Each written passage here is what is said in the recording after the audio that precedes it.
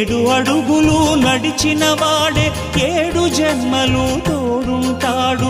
భర్తగా నిన్ను భరించువాడే బ్రతుకు దీపం వెలిగిస్తాడు. అతని హృదయం నాటి చెరామి అగ్నిహోత్రమే అందుకు హామీ. అతని హృదయం నాటి చెరామి అగ్నిహోత్రమే అందుకు హామీ. తెంచుకుంటే తెగిపోతుందా దేవుడు వేసిన బంధం? తెలుసుకో నీ జీవిత గమ్యం, పెంచుకోమానుబంధం.